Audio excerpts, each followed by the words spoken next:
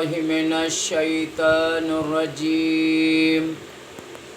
بسم اللہ الرحمن الرحیم الصلاۃ والسلام علیک یا رسول اللہ الصلاۃ والسلام علیک یا حبیب اللہ الصلاۃ والسلام علیک یا رحمت للعالمین الصلاۃ والسلام علیک یا خاتم النبیین صلی اللہ علیہ وآلہ وسلم اللہم صلی علی محمد وآل محمد۔ جو بھی میرا بھائی میری بہن میری اس ویڈیو کو دیکھے، اللہ پاک امام سجاد امام زین العابدین علیہ الصلاۃ والسلام کے صدقے اس کی تمام پریشانیاں دور فرمائے اور اس کی ساری فیملی کو سدا شاد و آباد فرمائے۔ حضرت شیخ ابو سعید رحمۃ اللہ تعالی علیہ ایک بار اپنے ساتھیوں کو ساتھ لے کر اور مدینہ پاک کے لیے روانہ ہوئے۔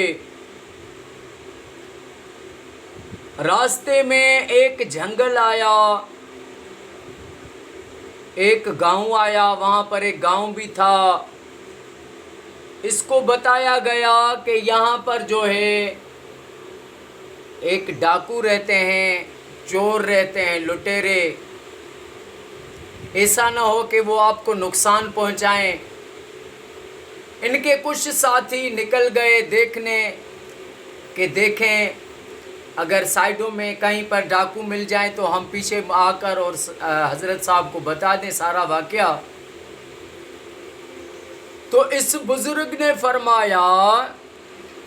کہ ہمیں آج رات اسی گاؤں اسی جنگل میں رہنا ہے،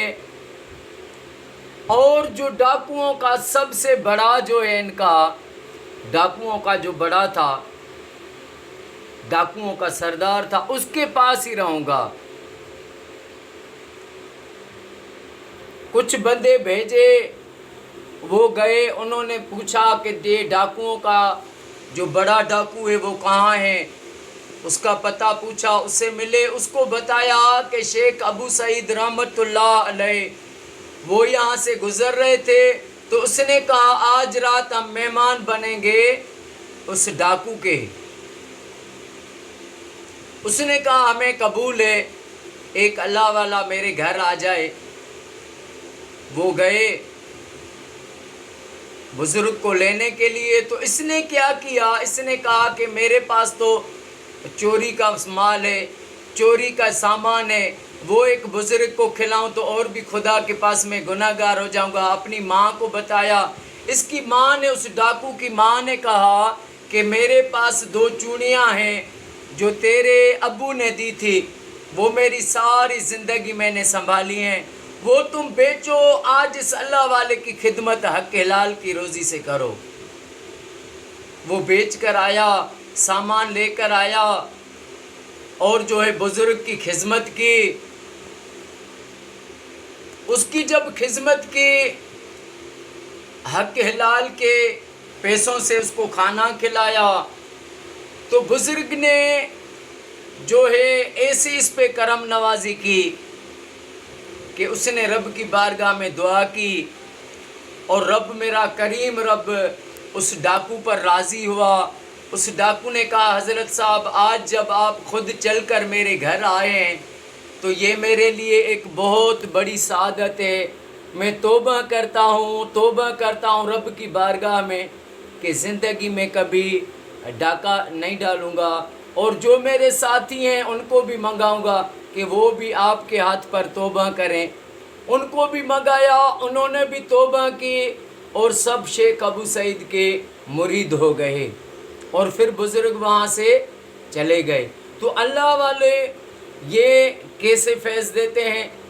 اور کیسے کیسے لوگوں کو بھی فیض مل جاتا ہے، لیکن ایک منحوس ہوتا ہے انسان، وہ اللہ والوں سے فیض نہیں لے سکتا ہے۔ وہ اپنی تکبر میں، انا میں، غرور میں، پیسے کے نشے میں وہ گمراہ ہو جاتے ہیں، پھر اللہ والوں کو نہیں سمجھ سکتے ہیں۔ جو اللہ والوں کو نہیں سمجھ سکے وہ رہ گئے۔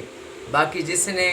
اللہ والوں کی خدمت کی، اللہ والوں کا احترام کیا، ان سے دعائیں لی، تو میرا کریم رب اس کی رحمت تو ہر وقت ہی انسان کے لیے،